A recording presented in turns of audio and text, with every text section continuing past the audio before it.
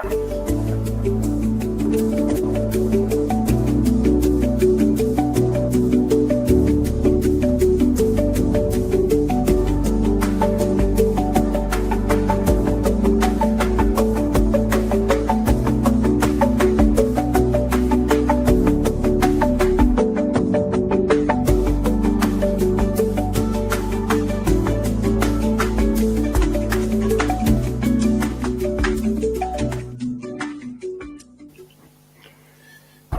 evening, people.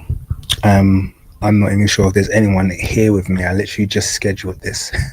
What can I say? My brother Wesker's here. If it's just us, man, that'll do.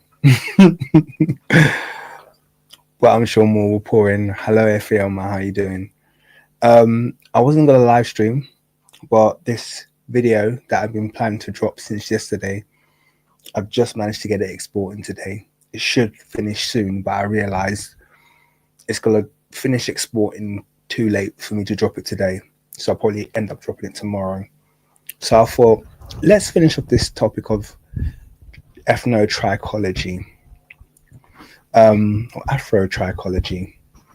So many different things you can call it, but let's finish this topic off today. And I thought yesterday was a good introduction, looking at those shorts and just kind of getting our feet onto the ground and getting used to the fact that the all of the art depict exclusively African hairstyles, and I use that word exclusively with all purposeful intent. Okay, it was absolutely exclusively African depiction of hair that you find throughout ancient Egyptian history, and there's no doubt about that. But I thought, now that we've kind of covered the basics of the hairstyles that you see, let's do the whole crowns thing. Now, I know most of you have seen my crowns documentary, but I thought actually it's quite a relatively lightweight live stream for us to go through the article that's posted on the TKM EDU website. Quick plug, if you don't utilize that site. And my brother Wesker, who's in the chat right now, who's the site administrator, is probably staring daggers at his screen at the moment because I've got to release about 30 articles and it's probably given up on me, just juggling many different things at once. But this article is live that I'm going to go through today. It's an excellent article, and I thought we'd just use that as a base for a basic discussion, looking at the use of hairstyles amongst the nobility and the rulers exclusively, really the crowns actually. So I'm saying nobility, I should scrap that. Use of hairstyles amongst the monarchy. So that's what we're going to be doing today, and I think this is a very insightful topic, and it's also quite an enjoyable one once again, because I think as we go through it, we'll see how much cultural baggage, for want of a better word, is currently found on the continent.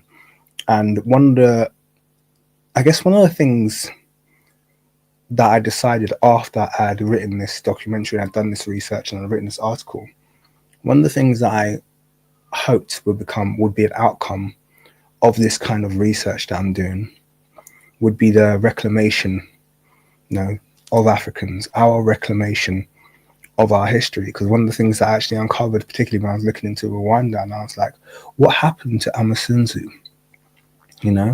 What happened to these styles that we used to use in South Africa? What happened to Isikolo? Amongst the Congolese, the Mangbetu, what happened to the Lipombo?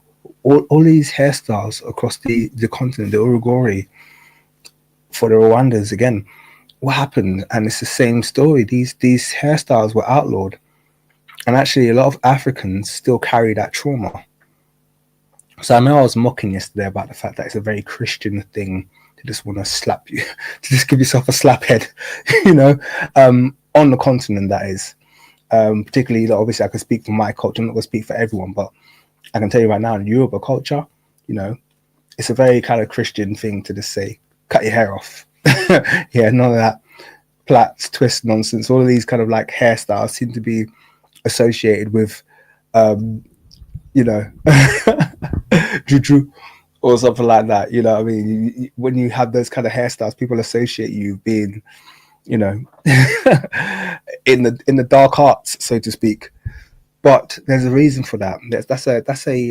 I believe that's a colonial baggage there, because actually there was a point in time where all of these hairstyles were outlawed. There's actually an interview on the Crown's documentary that I did with an elderly Rwandan guy, and he's talking about the fact that these hairstyles were outlawed. So it's a real shame. And Khalid has just said same in Islam, and I don't doubt it. I do think it was very much a dogmatic faith thing, but I think the faiths were tools for the African to demonize their own culture. I think that's the running common thread that you get in all of these stories. The faith systems are being bastardized and being used as a tool for the African to look at their own culture and see it as evil or see it as inferior. And they knew that, you know, religion's an effective tool to do that. So I think that's the running thread. And the hope was, obviously, once I've done this research, this could be, you know, if I do a separate book one day, just on trichology, which I've actually already started writing. I started writing this before the other book, but the Reconstructing Egypt book is just easier to write. But this book, actually, I started writing this a while ago because I think this is a subject. My hope is that this topic as a resource is something that I want to be able to, I don't mean this in any arrogant way, but it is something that I want Africa to re-explore. It's something that I want to reteach to Africa what I can about this subject, because I could tell you right now, there's only been one time when I've nearly been brought to tears on Instagram, and there was a creator, I'm trying to remember what her name is, but it was the first time I've seen someone do this as well. You know how people get those old photos and bring them to life?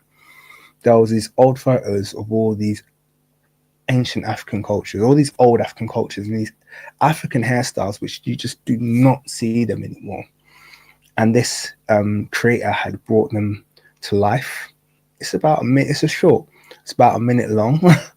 And every time I watch it, not even just the one, every time I watch it, I nearly start crying. I don't know, it just stirs something in me. It makes me feel really emotional, because I'm like, I don't know, man. It feels like there's something so deep and so spiritual about when Africans, you know, are connected with their culture, and they're doing these hairstyles, which, you know, just from looking at them, go back millennia. You just know, you feel, I don't know, it just stirs something really deep, and just really deep within me.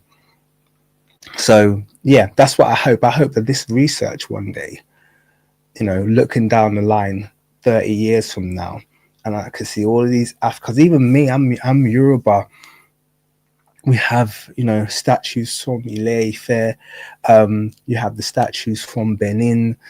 You have all these, and they all have such rich cultural hairstyles and things that we used to do that we don't do anymore, man. And it's like, we need to reconnect with that, man. We so need to reconnect with it, man. It's just, I don't know, it does something in me. I'm glad Wesker said he feels it too, because I felt like I was going off on one there. But anyway, that's the hope. Let me start today's live stream, because I want this to be a good playback. Do you have a list of outlawed hairstyles? What is the issue people have? We don't have a list. I mean, that's a good question, Crenshaw. There's no list. I think they were just outlawed in general.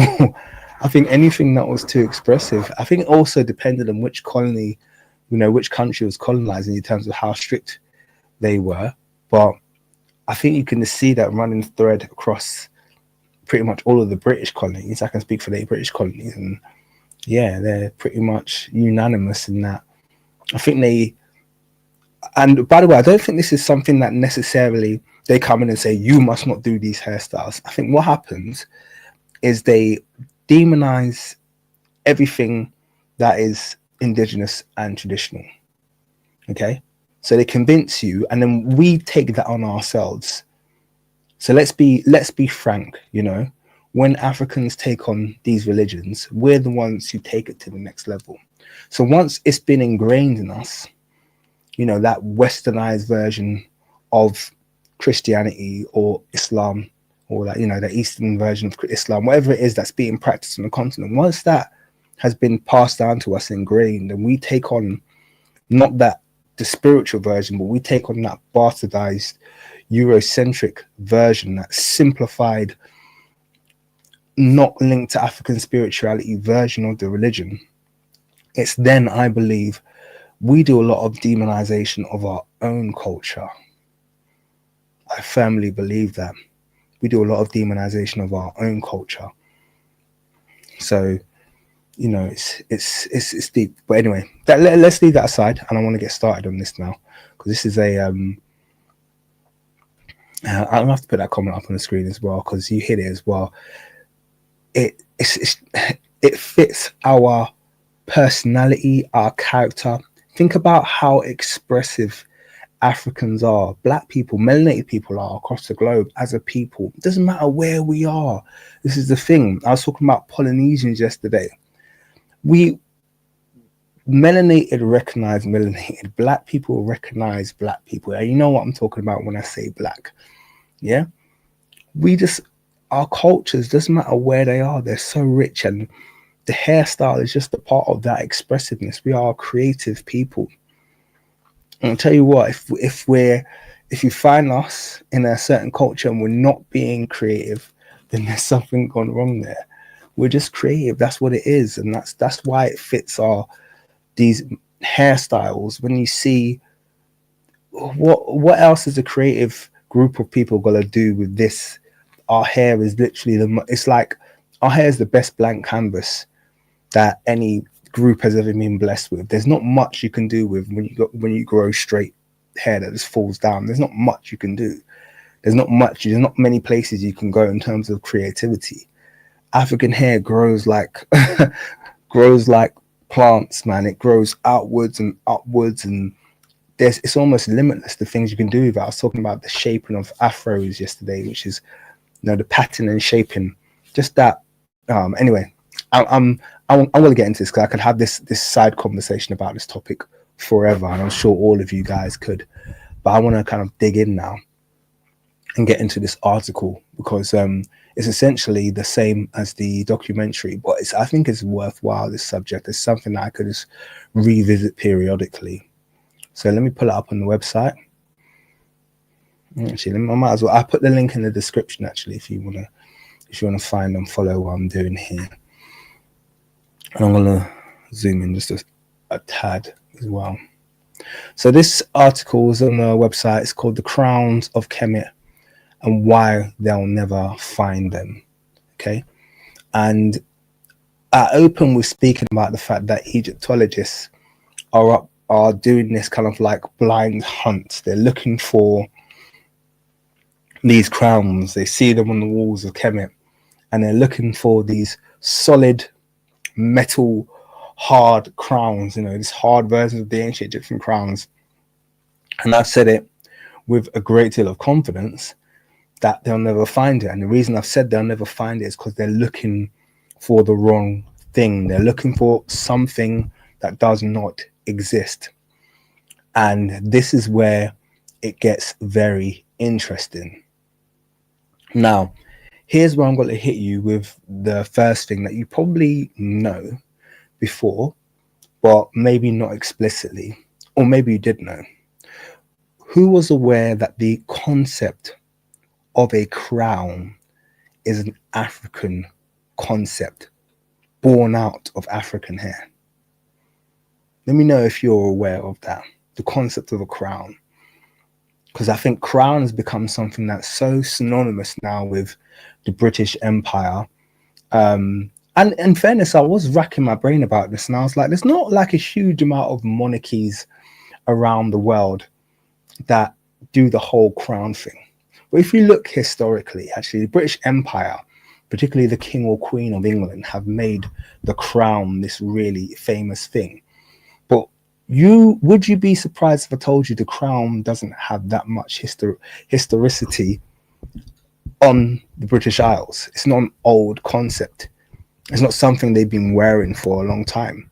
And that's because crowns are a borrowed concept. They're a borrowed concept from the African continent. African rulers for a very large part of history were the only people wearing crowns. I'm going to repeat that again. African rulers for a large part of history were the only people wearing crowns, because the concept of a crown is intrinsically linked to African hair. The concept of a crown is linked to African hair, and that's why for the largest part of history, the only people you saw wearing crowns were rulers on the African continent. Think about the civilizations, the ancient civilizations you know of. And if you cast your mind back, look through some history book, find statues, you'll find they have something in common. A lot of them don't wear crowns. I think the closest you'll get is like a wreath amongst the Hellenistic rulers. Okay? You won't find crowns. You won't find crowns amongst the Persian rulers. You might get like helmets occasionally, get a fancy version of the helmet, but the idea of a crown is a very African thing. I'm going to extend that now and hit you with another one. The European crown, the crown that's worn specifically by the British, the crown that the Queen wears, that is borrowed directly, I believe, from Africa, specifically West Africa. And I say that because we have all of the prototype versions of the crown in Africa. We have all of the prototype versions of the crown in Africa. I extend on this a little bit in the Crown documentary if you watch it. But let me now scroll down. I'm going to come back up and go through the ancient Egyptian crowns in a moment. But let me now scroll down and explain the concept to you. So what you're seeing on the screen here, these are bridal styles that you find in specifically West Africa. You find these amongst the Igbo. I think these are all Igbo brides here. And you find these same styles amongst the women of Benin. So Igbo and Benin is where you'll find these styles. What do you find, or what do you see when you look at these styles? I'm sure many of you are going to go to me right now, oh, it looks like they're kind of copying the crowns of the UK. Yeah, kind of copying the crowns of the UK. Yeah, that's what some of you might be saying when you look at those. And my answer to that is wrong. It's the other way around. Okay, these styles are old in Africa. Okay, and the concept begins with the hair. Have a look at these styles and how beads have been associated with the African hair to form these styles. And it's based on these concepts that we get the modern crown of England or crown jewels, and you get the modern concept of crowns in the UK. Okay. This image here was a beautiful display of this, and this is in the documentary that I showed you, where simply because the Queen, and this is I believe this is Benin, correct me if I'm wrong, but simply because the Queen has been cast in bronze, her crown looks like a solid thing, kind of the same thing that they're looking for currently in ancient Kemet that they're never going to find. And if you were a foreigner and you were none the wiser, you would look at this statue and you would assume that she has a solid metal crown on her head. And you might start looking around going, oh, where is this crown? I need to find this gold crown the Queen is wearing. But you'd be entirely incorrect, because as you can see from the example, that is what the crown is a rendition of. The crown is a rendition of hair, African hair, and beads. Okay? African hair and beads. That's what the crown is a rendition of. So here are some close-ups for you who maybe can't see that. And these hairstyles, as beautiful as they are so typical of the African continent. And I was speaking about this yesterday. Yes, in this case, this is either Igbo or Benin. I think this is Igbo, but I'm not. Don't hold me to that. Okay, but this could just as easily be something that pops up in the Congo, in South Africa, in Ethiopia. African expressiveness through the hair is so beautifully universal on the continent. Okay, it's so beautifully universal on the continent. So this is where the concept of a crown comes. And if you look through ancient African societies, you can have a look through the artworks that date back all through Africa, going from Benin to Nok, Ile Ife. You can go to the Meroite rulers, the Meroitic rulers, go to ancient Kemet. You can go to the Kabakas. It doesn't matter where you go to in Africa. This concept of crowns is universal. We've always used our hair as the basis to do something expressive with the crowns, particularly amongst the leadership. Also, what you'll find, here's another thing that you might find if you start looking into this, is that a lot of the old crown styles become, and I don't know why this is the case, so maybe someone can feed back to me, because I know you guys are very effective researchers, but most of the old crown styles, and this is going from ancient Egypt all the way up to modern times, have now become bridal styles, which I find really interesting.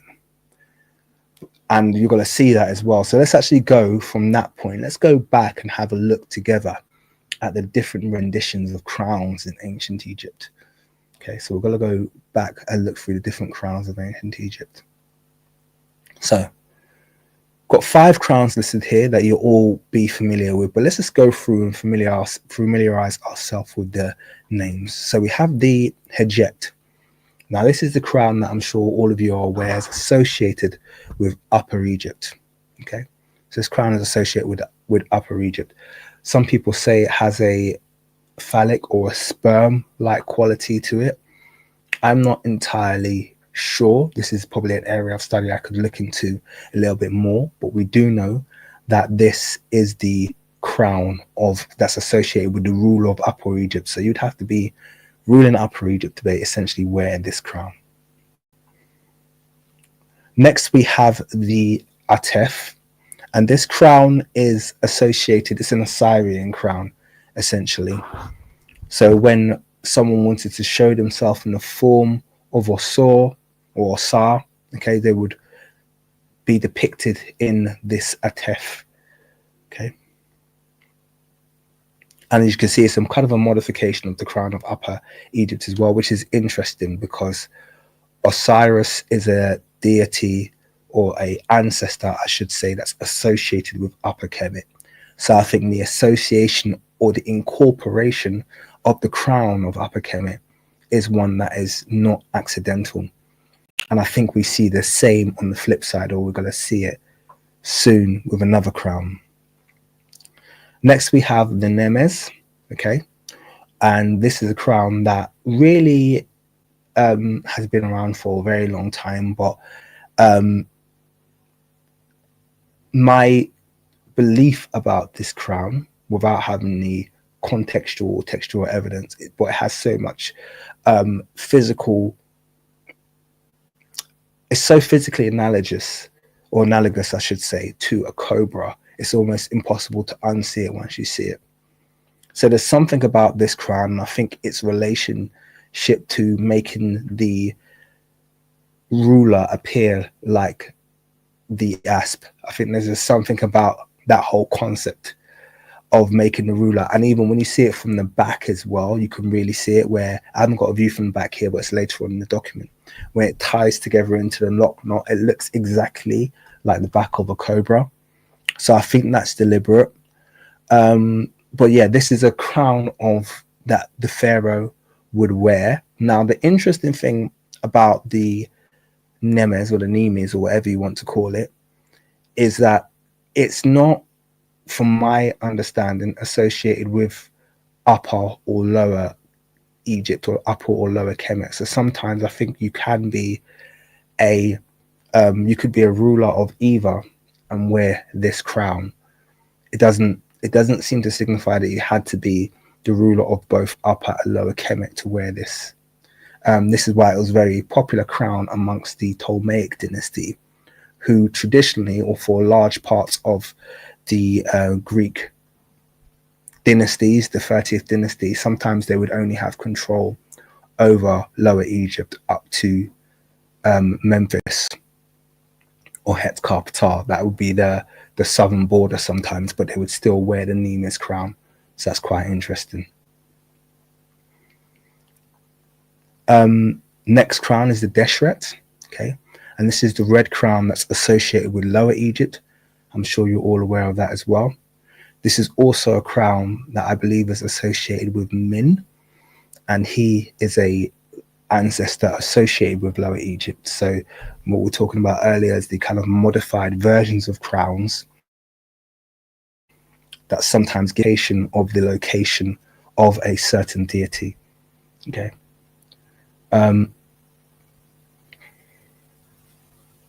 Just kind of looking through, make sure I don't miss any questions.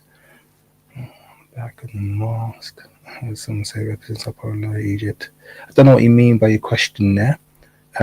Let's get a little question on the board because you got our super chat. Thank you, Surfactant. It says, evening King, evening chat. Hit that like button and consider supporting King's Kickstarter. Every bit helps. Well, you said that, I didn't. Thank you. I appreciate you, man. Yeah, please, if nothing I say gets through today, I hope that thing gets through. You show some support, that'd be amazing. Let's carry on. And finally, we have the Kepresh, which is being called or classified as the war crown. Now, this is quite interesting. The Kepresh is a crown that really kind of kicked off its usage in the New Kingdom. So it really kind of was birthed with the Amarna lineage. They were kind of like the first to really start wearing it, but it kept its popularity throughout the New Kingdom. And it's quite interesting because I kind of feel like the Amarna lineage kind of birthed the whole concept of the cap crowns. Before the Amarna lineage, you didn't really see much use of the cap crowns. Now, here's a little question for you guys that I'm gonna fire out to everyone. What do I mean when I say cap crowns? Someone tell me, what do I mean when I say cap crowns? Because this is actually a really important concept, and if you nail this, you'll kind of the whole concept of crowns makes more sense, but particularly in the New Kingdom. So what do I mean when I say cap crowns?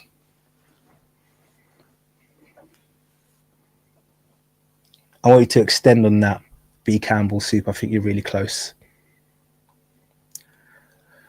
Crowns, other than hair, with what materials are crowns made of? We'll get to that. Yeah, I think that's a good answer there. Ifeoma, crowns that were used with afros in mind. Surfactant says the one that looks like a golden skull cap. Tahaka wore. Exactly. And there we go. This is the answer I was looking for. These are crowns that completely conform. It's kind of a combination between what Ifeoma said here and what Catherine has said here. Okay. These are crowns that completely conform to the head or the hair. So it's literally just the cap. Really, when it comes to the cap crowns, the only thing that's really used to adorn or turn it into a crown is the uraeus. So the uraeus really is what makes the crown when it comes to the cap crowns. The rest of the cap crown is just the hair. So let's have a look at this crown, for instance. This is the Kepresh, okay? We have the uraeus, which is the kind of gold band that frames the hair, okay? And the uraeus normally has an asp attached to it, so a serpent or serpent and falcon. Then you kind of have this coiling gold thing that will run from the center of the front of the head right around to the back of the head. Okay, this, by the way, what I'm talking about here is pretty much protocol for all cap crowns. So you have a serpent that will run from the front to the back, and a lot of you people who are aficionados of the Benin culture will recognize that serpent, because you'll find it on buildings in Benin. Okay, so that long serpent, this is an African. Isn't it interesting how the serpent is demonized in the Bible, and it seems to run through a lot of ancient African cultures? I've always wondered about that. Now, even not just African, even ancient Eastern cultures, the serpent is always a thing that seems to be aligned with as a representative of mankind. And yet the Bible, or at least the Eurocentric interpretation of the Bible, has taught us to demonize the serpent. I've just always found that interesting. But anyway, that was a side note. The point being that we have this serpent that will run from the front to the back. We have the uraeus, and then the rest is just representative of the shape of the hair. And we get a good indication of that because Sheikh Anta Diop pointed out that the patterning on the surface gives us a good clue as to what you're looking at. So this circular patterning is the ancient Egyptians telling you that this is made out of hair. Okay, they're telling you that this is made out of hair. Okay, so this is the Kepresh, and yeah, like I said, it was kind of birthed in the New Kingdom. And what I was talking about, actually, the whole reason I asked you guys the questions regarding the cap crowns is because from the 18th dynasty onwards, in other words, the whole New Kingdom, you have this massive assortment of cap crowns that run right through.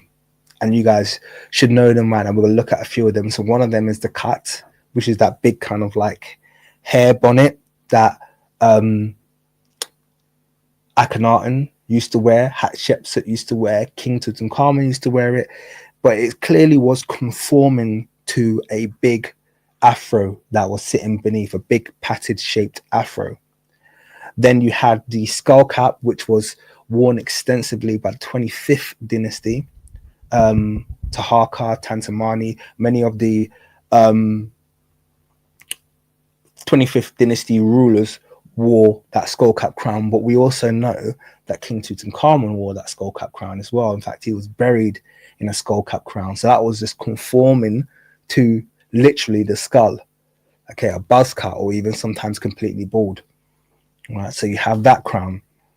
So you have these different crown variations. Even to some extent, Queen T in her famous bust is wearing that blue. We know she's wearing that blue crown because we got a few of the beads still stuck in it, but that's conformed to the shape of her beautiful, voluminous afro. Okay, she has this beaded crown that's conformed to the shape of her afro. So it's just a different rendition of the same crown that Tut was wearing, but his version, he didn't have any hair. So all of these crowns that are being worn in the New Kingdom, they're all cap crowns. They're all crowns that conform to the shape of the hair. Sometimes they're coated, sometimes they're not, but they all have the same protocols as well. They all have the uraeus around the circumference of the head, and then they'll have the serpent that will run from the front to the back. All of them will have that.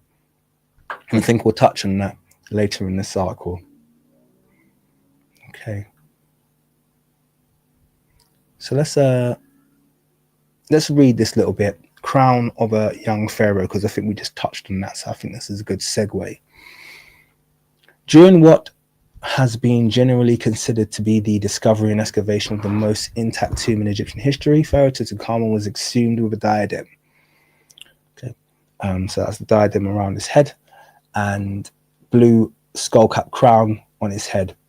Why was this crown overlooked and not considered a true example of a crown? And that's exactly what they did. In fact, not only did they overlook it, they pretty much destroyed this crown. I don't know where it is anymore, but we all know the complete disregard and disrespect that Howard Carter treated King Tutankhamun's body with. Disgusting. He hacked it to pieces and just stripped him naked. And you know what's amazing, shocking, and really pisses me off? When Egyptologists come across mummified crocodiles, mummified cats, even some mummified individuals, they just decide, depending on their mood, no, let's not disturb it. That would be wrong of us. You know, a flipping mummified cat, they'll do an X. When it comes to King Tutankhamun, his body has been given no respect. No respect whatsoever. He's suffered every indignity that you would give to the worst criminal that's ever lived. And that was a king. That was an African ruler, one of the greatest African rulers. It's horrendous. So this crown that used to be upon his head, we already know is no longer on his head. King Tutankhamun is just sitting there, stripped of all of his majesty. But if you look at the crown, it conforms exactly to the rules that we just talked about. Okay, you have the diadem with the uraeus that went around his forehead.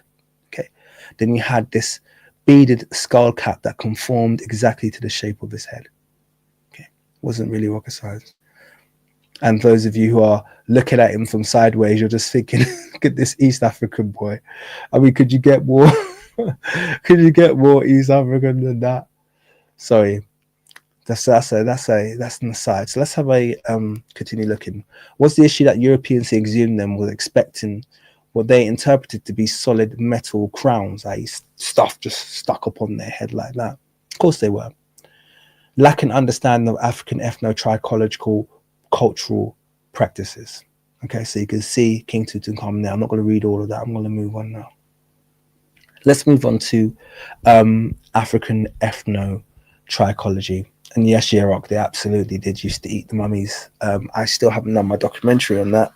I know it's going to be a hard one to get through, but it is something that we need to remember and speak about, because they like to do their DNA studies now, but how many DNA studies have been lost to the stomachs of these villains? But anyway, I'm not going to go into that right now. Historically speaking, African rulers had always had crowns that accentuated their characteristically buoyant and upright hair. We looked at these their styles yesterday. In reality, the indigenous rulers of African kingdoms had always had crowns that reflected phenotypically African hair, utilizing beads and or fabrics to complete the look. As such, the crowns always conformed to the shape of the coiffure. And then we can have a look at some domestic examples of this ethno-tricology in a culture. By the way, these are Rwandan men. What you may not know is that these are Rwandan nobility. These aren't just normal men. So remember what we were talking about yesterday, the fact that these hairstyles have meaning. So as much as I think it's beautiful, even now modern Rwandans are kind of like reigniting the culture of Amasunzu, I think it also would be nice to connect with it properly and understand that there was a respect given to these men because of their position in society. These are nobility, these are princes, these aren't just random men who decided to put this style in their hair. All of the people that you're looking at here are nobility. So going back to our discussion yesterday, when we talked about the shoulder length, when the shoulder length hair was used by men in ancient Egypt, it's almost, well, I say almost, it pretty much was exclusively reserved for those of a noble class. And when the hair was past the shoulders, you're looking at a pharaoh pretty much. You didn't just see ancient Egyptians being depicted with long dreads, male, by the way, I'm not talking about the females, but men. You wouldn't see them just sitting there depicted with long dreadlocks unless they were the one in charge. Okay, so it's important to understand that we are looking at nobility here with these three Rwandan men. Let's have a quick read. Peace to you, Auntie. Thank you for joining us. The Rwandan culture of Amasunzu is believed to have shared a cultural conduit to pharaonic kingship. To this day, the Rwandan king list, and this is something I mentioned quite a bit, but it's always good to remind ourselves, what oral traditionalists believe to be the 19th dynasty of ancient Egypt, highlighting infamous Ramesses the Great as Rumeza II. And you can look this up yourself. So Rwandan king list is one of, if not the, I think it's only the Rwandan king list and possibly the Bagandan king list. Both of them show traces or lineage back to either Meroe or ancient Kemet. Okay, names of ancient Egyptian kings. This is not, and this isn't done in modern times to appease Egyptomania. These king lists are as old as Rwandan society, and they have the name of Ramesses, and I think Seti is down as Musindi. So they have the name of ancient Egyptian kings in their lineage. They understand their descent. That is significant. Any other culture, that would be a wrap. This is significant. This is something that they've carried for thousands of years. They have the name of Ramesses in their king list. Okay, in case there's any doubt. This demonstrates an unbroken genealogy to Kemet that is otherwise unmatched on the globe. In addition to this, German colonizers of Rwanda also believed the Tutsi class of Kenya-Rwandans to be descendants of the Egyptians, evidenced in 1931 documentary The Congo I Knew, where Amarna states that the Tutsis had descended from Egypt. And we know that this rhetoric of the Tutsis, obviously they like to do the phrenology or whatever, so that's why I just like to say the Rwandans, but it's to say the Tutsis for the sake of what the Eurocentrists actually said. This was a running rhetoric amongst them to believe that they were descendants of Egypt. In fact, what was one of the things that was really sad and kind of highlighted, and by the way, I'm not sure where the truth lies in that whole massacre that took place, because I know there's been so much false information that we've been fed. But one of the things that was being said to the Tutsis was go back to Egypt, apparently. Okay.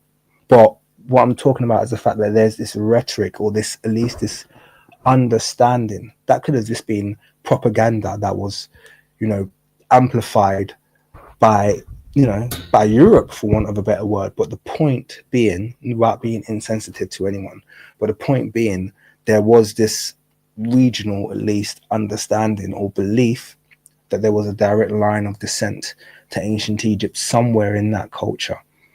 And it's interesting to know that. Now, whether this was true or dogma fueled by exploitative practice of misguided European Hamitic race theory, what is evident is that the Rwandan population bear not only striking physical, genetic, and anthropomorphic ties with pharaonic Kemet, and we know that from the study conducted by DNA Tribes 2012, which clearly shows that the Great Lakes Africans, were the closest genetic tie to the 18th and 19th dynasty lineages by some degree as well. It was a toss-up kind of between the Great Lakes Africans and Southern Africans have the closest in accordance to STR profiling.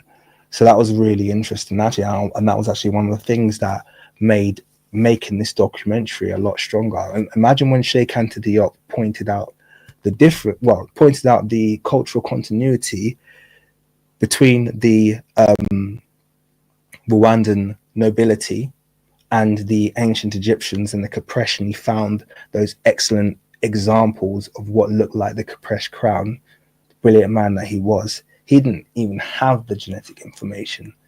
He didn't even have that confirmation that we have, that STR profiling also says that these people kind of come from the same place. So that was quite interesting that he was able to make that tie without that additional knowledge. The hierarchy of aristocracy and divine kingship, formerly reflected in styles of Amasunzu, unquestionably reflect the class and aristocratic layers once observable in ancient Kemetic society. Now, crowns of Kemet are an iteration of African Afro-Tricology. So this is where we take a closer look at the crown of Upper Egypt, also called the Hejet. Okay. So, and actually, this is where I think it would be good to get that full quote from Diodorus Siculus. So I'm going to show you some images, but I'm going to come back to that after we read what Diodorus says here. So we're going to go back and look at those examples in a second, but I want to go and start off with the quote. Okay, so it says here, in all of these styles, beads or fabric can be easily used to finish the look in the likeness of the Kemetic Hejet. In the case of Kemet, the style would likely have been covered by felt and secured with a diadem denoting kingship, as supported by the words of Diodorus Siculus. He states, and this quote's really important because it gives us context as to how these crowns were created. He states, because this is eyewitness obviously, when speaking of African Kemetic shared cultures, their kings who wear high felt hats which end in a knob at the top are circled by the serpents. Remember, we spoke about this, literally the protocol that we just spoke about, which they call asps. Yeah, so that's his words. They're kings who wear high felt hats which end in a knob at the top are circled by serpents, which they call asps. Now, also bear in mind that the material here is felt. So this material is going to need something sturdy beneath it. And what is more sturdy than the hair, the native hair or hairstyles of Africans? And so we just have some examples here of the kinds of things that could have sat beneath. Once again, just like we started off with, we have examples related to Igbo or / Benin brides. Okay, this upright style, yes, it's a little bit wider, but we have the right concept, and we could see how easily a style like that could be wrapped in the felt to produce the Hejet crown. Let's look down. The next one is Rwanda, and in Rwanda this style is called uragori, but once again it's the same concept. However, they get the shape by kind of this pulling of the hair, and they do it sometimes with the pulling but sometimes with the pattern, but it's very interesting. But this is the Rwandan uragori style. Next, we have the style here. This one isn't called Isukolo, so we got the wrong image in place here. This is called, I think I mentioned here. So let me read this. It says, in addition to this, in Southern Africa, the modified tradition of Isukolo can be found amongst the Zulu Natal region. Demonstrates perfectly the upright nature of the Hejet, but this time the style is achieved through intricate braiding. Actually, that's called Limpombo. So I just got, sorry. So this is a Mangbetu, as it says here. And the style is called Limpombo when the Mangbetu perform it, not called Isikolo. But you get the idea. Once again, it's a similar thing, but this time it's achieved through the weaving of the hair. So you can see, if I just zoom in actually here, you can see how intricately it's been weaved and they achieve these towers. Now, I know many of you will be looking at that and thinking, yes, this looks great. Perhaps this one would have been used for the crown of Lower Kemet, which is probably crossing some of your minds already. Okay. And then finally, we have this style that was from pre-colonial southern Nigeria. I don't know which ethnicity this is linked with, sadly. And this is what I'm talking about, because once again, through time, tradition, colonialism, no one does their hair like this anymore. Look at these styles. Look at the beauty of these styles. And these are styles that are, you know, lost. Unfortunately. Wouldn't it be so beautiful for Africans to reclaim back their creativity and the importance of these ethno-tricological styles? But look at that one in the center. That is literally just the crown of Upper Kemet. You just need a piece of white fabric and you're done. You're finished right there. That is it. How beautiful is that? In all these styles, beads or fabric can easily be used to finish the look and the lightness of the Kemetic Hejet, as we spoke about already. Okay. Now, yesterday we did quite an extensive look at the Kemetic short twist. So I don't think we need to revisit that much. I think we kind of like really got under the cover of the short twist yesterday. So I'm going to skip ahead. The only thing I will maybe just take a little bit of time on is the mummy of Maiherpri, who has the style in his head. Okay. So all this time, Egyptologists, how many Egyptologists do you think have acknowledged that this is the famous hairstyle that is found on 80% of the nobility in ancient Egypt. How many Egyptologists do you think have made that acknowledgement? Maiherpri was born with the, or sorry, was buried with the hairstyle that is found on a majority of ancient Egyptian artwork and statues. How many Egyptologists do you think have acknowledged that? Absolutely right, Ifeoma. And why? We all know why. Why would they refuse to acknowledge it? Because well, a list of reasons. It's not they're not connected. So they might not even see it. They don't understand it. They don't understand African hair. They don't understand that this hairstyle that you see here, it's sticking up because it's been wrapped, and they don't understand that African hair doesn't just go and just fall back down again. Yeah. How you sleep on it is how you wake up. And that's why we have headrests and you have pillows. Okay. Africans can't be sleeping on their twist that they spent 4 hours in the salon doing. That's why Africans have headrests. That's something that we're going to come on to. Why do you think that headrests are found exclusively in ancient Egypt and in other African cultures? Exclusively. Now, we know they're found in the far, far, far east amongst the kind of like Chinese and amongst the, obviously, our brothers and sisters in Polynesia and Melanesia. But generally speaking, headrests in the region of Europe, Africa, and Asia are exclusively a Black African thing.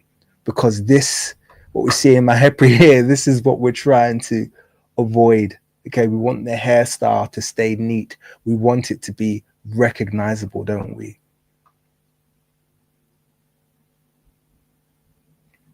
Someone said the mummy looks a little Ethiopian. It looks, yeah, of course it does. It looks a little East African to me. It just, it just looks. It's the teeth. It's the teeth. Everything about this I could claim for Africa, but that teeth, I was like, nah, we got to give that to the Nile Valley. We have to give those teeth to the Nile Valley and the Great Lakes. Yeah. Let's be real. We have to give those teeth to the Nile Valley, and that's absolutely fine. That is definitely an East African. There's no doubt about that. To me, this could be anywhere from Kenya, Uganda, Rwanda, Somalia, Nubia, all of the above. Could sit anywhere. And you know what I'm talking about. I know I'm not dissing when I say the teeth, but you guys know that's the truth. Okay. So there's also the claim that Maiherpri was buried in a wig, which I haven't seen substantiated. I actually believe it might be a possibility that some of the hair that's on some of those queens might be wigs, but they refuse to acknowledge them. This is the thing. So Egyptology is such a dirty, slimy little institute. You just can't really trust what they're doing and where they're going with that. You don't know. But the bottom line is, regardless of how you want to throw it, this is the hairstyle. This is confirmation. Okay? It's a he, by the way, Maiherpri, not a she, even though you're looking very feminine there. Apparently it's a woman. I mean, a man, sorry. Apparently Maiherpri's a man. Okay. But if you look at the hair, this is confirmation. What we're talking about with the Kemetic short twist. Just so in case anyone was out there doubting or trying to say, oh, that hairstyle's got nothing to do with twist works, this proves you incorrect. Okay? This proves you incorrect. Yeah, pause indeed, surfactant. Don't worry, easy mistake to make. Maiherpri was actually the fan bearer. Who was he the fan bearer for? So he's like, fan bearer was like second in command. And they actually came up with this, they would say viceroy for Nubia, because there was I think there was a rule where the second in command to the pharaoh, the fan bearer, would always pretty much be a Nubian. Okay. So to get around this, Egyptologists claimed that that role doubled as a viceroy to Nubia. Yeah, doubled as you're there specifically. Now this, it doesn't matter which way you throw this, because if the second command was always a viceroy to Nubia, then that's ancient Egypt acknowledging that their most important relationship is Nubia. That's a 100% acknowledgement there. End of discussion. Okay, they don't care about anyone else. They have no viceroy to the Asiatics. They have a viceroy to Nubia. Now, on the other hand, if it's just the case that you refuse to acknowledge the fact that ancient Egyptians viewed their Kushite brothers so highly that they, in order to maintain that relationship, but also in order to show that kind of like respect to the people of the South, that they would always have someone. It's like, I always think about Game of Thrones and the Hand of the King. And you know how the king kind of has that like kind of like circle of influences. I can't remember what exactly they would call, but he'd always kind of, he'd call these kind of like meetings, and then he'd had the master of the coin and this, that, and the other. The fact that you always make sure that that person who is second in command, the Hand of the King, has a link to Nubia or is Nubian, it sends a very clear message. This is a message about the relationship between ancient Kemet and the South that they do not want you to explore or to discuss. Because to them, it always has to be, oh, Nubia, the colony, oh, Kush, the wretched Kush, or this, that, and the other. There always has to be some kind of, oh, the copycat society, all of this crap from Eurocentrism. And yet the respect that's given seems to completely contradict that false claim. Big shout out to my guy. Looking for donation. Where's it gone? There we go. Jonathan Waters, how you doing, sir? Thank you very much. He says, just passing through. Keep up the good work. Bless you, brother. I appreciate it. And I will. I'm enjoying this subject. It's relatively lightweight discussion for us to have here. I hope everyone's having a fantastic time with this. Let me know. Throw one in the chat if you're enjoying this subject. Give me an idea. I hope it's not too dry for you. It's really peaceful in the chat. This is rare and nice and enjoyable. Yesterday, someone was in there just really peeing me off, but today we seem good. We seem good. Now, we touched on this yesterday, the relationship between the Nemes or the Nemes and hair. And I kind of touched on the fact that the pattern of the Nemes is an indication of the hairstyle, and we've kind of seen that somewhat proven by looking at the Capresh. Okay, so this crown, the Nemes, was something that reflected locking and pulling back and the coming together of hair. And I showed you obviously this wonderful statue of Menkaure, looking very African. I've actually got a really nice reconstruction of him in this statue because he's more portly, slightly bigger than he is in his other statues, and less tampered as well. So we get a real appreciation. Let me just bring you into my world actually.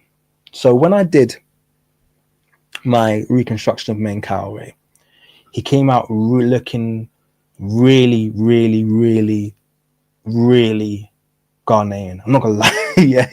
And it wasn't a shock to me because of his feature set. So he's not, he doesn't look like a typical New Kingdom ruler. And some of the phenotypes that kind of lean towards that are the bulgy eyes. Okay, he has really bulgy eyes, obviously, and he has a really wide face. It's not just wide as well, it's the fullness of the cheeks. So he has a wide face, very full cheeks. Okay, he's not massively prognathic. And I explain this to people as well, that strong prognathism is actually something that you're more likely to see amongst Nilotic people than you are amongst kind of tropical West Africans. They tend to have more of a mild prognathism, which is what you see here in Menkaure. So when I did his reconstruction, I wasn't surprised what it ended up looking like, because it's just exactly what I see when I see his statue. But the look of his statue, and this actual statue is so unique because it actually has the hair shown through it. There, I can't actually think of another statue of the Nemes apart from. So this is the kind of gold you get with the Old Kingdom. I guess because some of these crowns were in prototype phase, they gave clues to us. Okay, so we've got Menkaure coming out of Dynasty 5. We've got Josa coming out of Dynasty 3. Both of them showing different iterations of the Nemes crown. Josa showing the thick locks coming down at the bottom. Menkaure showing us the starter locks at the top, just beneath the crown. Really, really nice clues that they gave us there. So yeah, amazing statue there. Okay, so let's have a quick read here from short twist to locks. A massive clue to the length and the volume of the twist can be seen in the back of the Nemes that universally appears to cause it to bulge. We spoke about this yesterday. Much like traditional African hair caps at the back, this ignored detail is occurrent in every single depiction of the Nemes, this bulge being indicative of dreadlock caps found throughout Africa and the diaspora. A unique feature of the Nemes was the way the fabric joined into a single lock knot at the base. So you can see that here, single lock knot at the base. Where was I? Single lock knot at the base. So these details coalesce beautifully to give the wearer of these lustrous crowns of Kemet in appearance similar to the African cobra, who was also present on the Uraeus. So if you look at Tut's golden mask, look at him from the front. To me, that is very similar to the front of the cobra, and look at the back, that's very similar to the back of the cobra. But yeah, that's a really nice little feature there. Now, one thing that we didn't show here is the example of the lock knot at the base. It's in the video, so I'm guessing just because of time I'm not going to jump out and try and show you anything, because we're going to run out of time soon, because I'm not going to stream too late today. I think we're going just over an hour, so I might go for another 10 minutes more, and then we'll kind of give it then we'll call it a day. But if you have a look at the crowns video, feel free to go through my list of videos, my bibliography of videos, find the crowns one, and when we show this crown, we also show you the back of a Maasai hairstyle.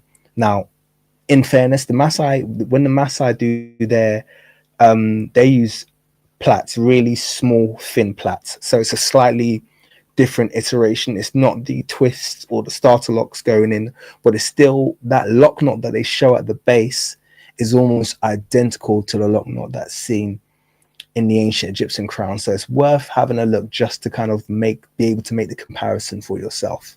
Okay, it's worth having a look, definitely.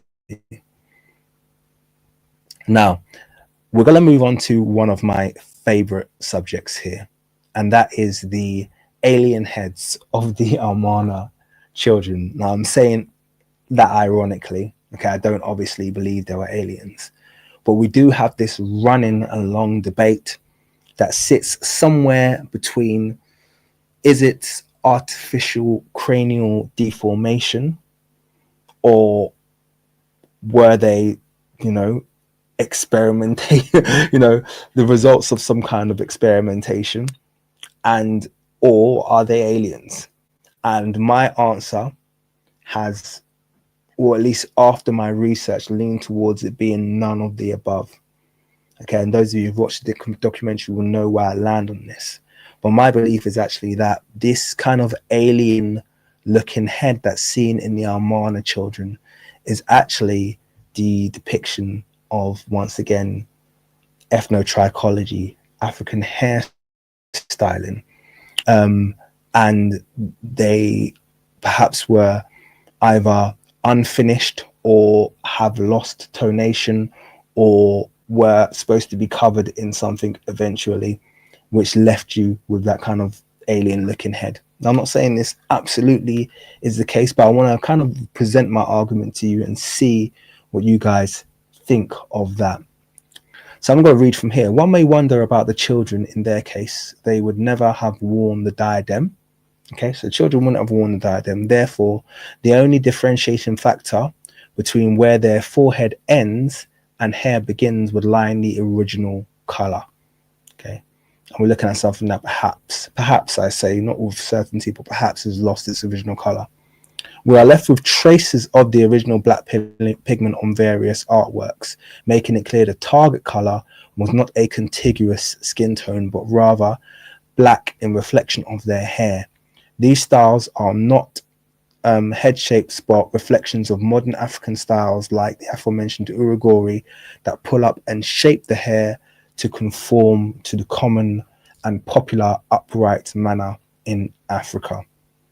Okay, and the wonderful thing is that we've got some really good comparisons, almost extant comparisons, but not quite, because some of these people have passed away, but almost extant comparisons that we can give to these and see these shapes and compare them and say, hey, that's really close.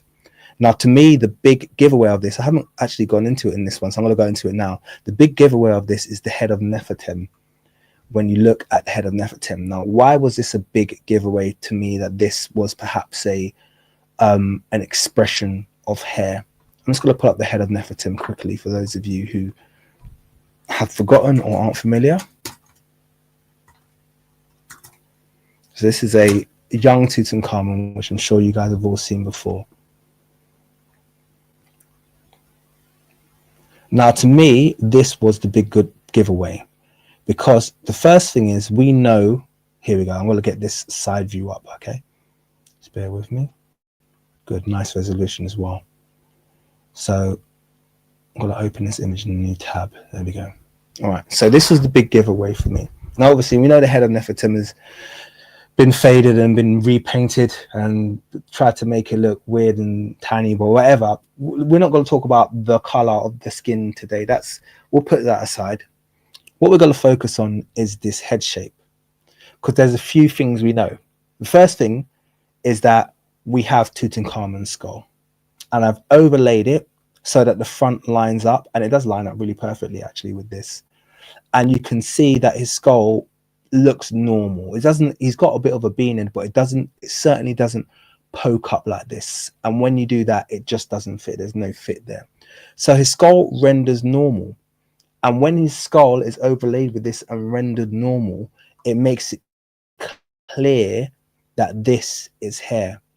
What also makes it clear to me is that this is hair is that you can see where the paint has peeled, and it's my belief there would have been some kind of a crown or a cap on top of this. Similar to what you can see here, with Nefertiti. Something of that kind of fashion, some kind of a cap crown. Remember, we're dealing with the Amarna lineage here, and they certainly did love the crown. They loved the cap crowns. Okay, so we've got King Tutankhamun here, loads of patches, which suggest maybe some kind of peeling of the glue, something's been taken off his head, and this is very likely just an expression of the hair that was underneath the cap or whatever was placed on his head. So in my mind, this is a hairstyle, and the beautiful thing is, I'm just going to pull up a picture that I thought was on this article but isn't. We have the former queen of Rwanda. Here it is, Queen Rosalie, God rest her soul. And I'll just show you a really nice rendition of this, which is almost identical. If you look at its rendering, almost identical to what you see in Tutankhamun there. So in my mind, this is in fact, I think there's even an even better one, because there's one where the hair is really matted and patted down, which shows it in a really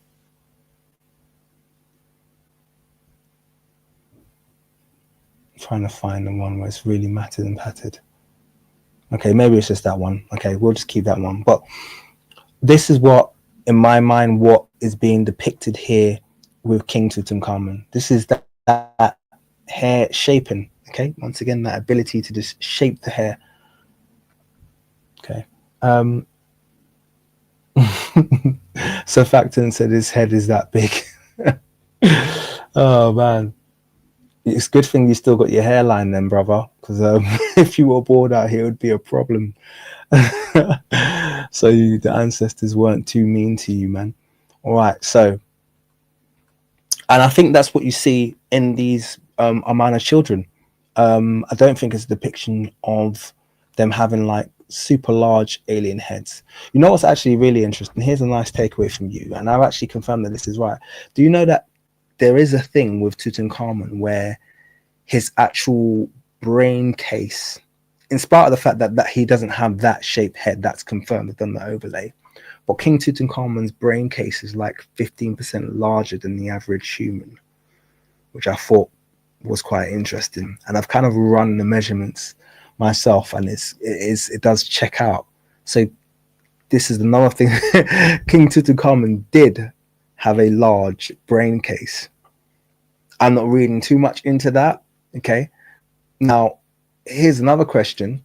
Do a lot of Nile Valley Africans have the same capacity? We don't know, because they avoid doing anthropology on certain populations of Africa, like the plague, because they know what they're going to find, and maybe they're terrified of releasing it. But it was just interesting to note that. So I actually got highlighted to that fact by Cicero Marius when I was doing my little back and forth with him. I was reading when he done his recreation, and I was like, oh well, you probably got that because you got it all wrong. Because I thought he used to get everything wrong, but I think he was right there. He does have an unusually large head, so irrespective of its shape, it's large. He has a big old head, you know, so that's quite interesting. But anyway, no, I think I'm going to wrap it up there. I know I'll be keeping these kind of relatively short, but I think the hours are doing well. And I'll tell you what, the only reason I'm doing a live stream today, because I was completely shattered, was because A, I knew it was going to be an hour, and B, I didn't kill myself yesterday. So for the sake of longevity and consistency, I think we're in a good place to wrap up today's live stream. I'm just having a quick little glance through the comments, but can I just say thank you to everyone. Hit a 1 in the chat if you've enjoyed it. Leave a positive comment, hit a like up, and get that energy positive, nice and positive. I'm going to make a new thumbnail as well. I'm aware that this live stream has the same thumbnail as yesterday, so I've got to sit down now and cook up a new thumbnail for this live stream, because I think this was actually quite a lot of fun. And let me encourage you guys as well to have a look at this article, okay, and the website. Show the website some love. I know we haven't posted anything new on the website for a couple of months, but that's not for want of trying. It's more for want of my time and professionalism. So thank you guys. Thanks guys. I've had actually a really enjoyable time. It's been pretty chill. Afro Elite, I didn't see you call me that, but you're forgiven, Catherine. And thank you everyone who's dropped a 1 in the chat, and just for you guys for just keeping the chat going. It's been nice and pleasant reading along as I've kind of been given my diatribe. So yeah, just had a really excellent time, even though it was brief today. Thank you to Jonathan and Surfactant for your very generous gifts. Guys, let's not forget as well, I haven't played you the video. In fact, yeah, let's play out with one quick short. Let's play this out with one quick short.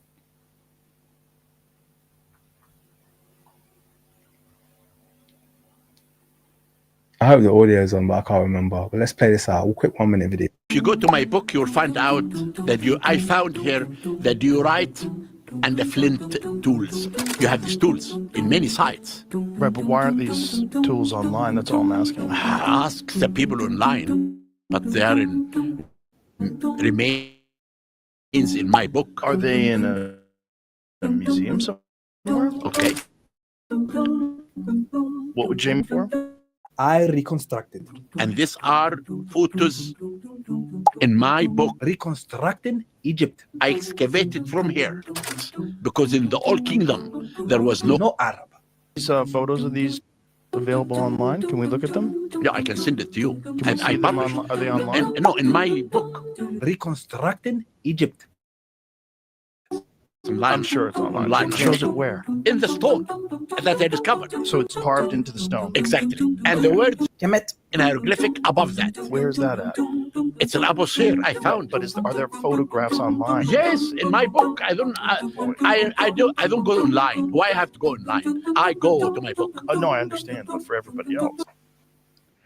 No Arab. Okay, so why I have to go online? I go to my book.